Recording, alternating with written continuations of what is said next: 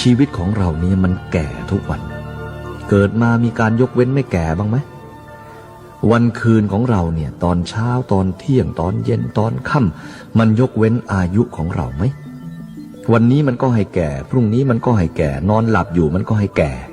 ตื่นอยู่ก็ให้โตขึ้นตามเรื่องของมันเรียกว่าปฏิปทาของมันสม่ำเสมอเหลือเกินเราจะนอนอยู่มันก็ทำงานของมันอยู่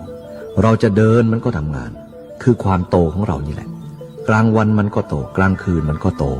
จะนั่งอยู่จะนอนอยู่มันมีความโตของมันอยู่เพราะมันชีวิตประจำวันมันเปลี่ยนแปลงอยู่เสมอ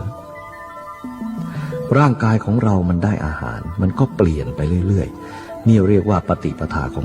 มันจึงทำให้เราโตจนไม่รู้สึก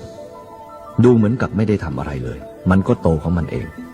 แต่สิ่งที่เราทำก็คือเรากินอาหารกินข้าวดื่มน้ำนั่นเป็นเรื่องของเราเรื่องร่างกายมันจะโตจะอ้วนมันก็เป็นของมันเราก็ทำงานของเราสังขารก็ทำงานของสังขารมันไม่พลิกแพลงอะไร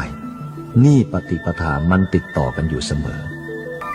การทำความเพียรของเราก็เหมือนกันต้องพยายามอยู่อย่างนั้นเราจะต้องมีสติติดต่อกันอยู่อย่างนั้นเสมอมีความรู้ติดต่อกันอยู่เสมอเป็นวงกลมจะไปถอนหญ้าก็ได้จะนั่งอยู่ก็ได้จะทานอาหารก็ได้จะกวาดบ้านอยู่ก็ได้ต้องไม่ลืมมีความรู้ติดต่ออยู่เสมอตัวนี้มันรู้ธรรมะมันจะพูดอยู่เรื่อยๆใจข้างในมันจะพูดอยู่เรื่อยๆเป็นอยู่อย่างนั้นมีความรู้อยู่มีความตื่นอยู่มีความเบิกบานอยู่สม่ำเสมออย่างนั้น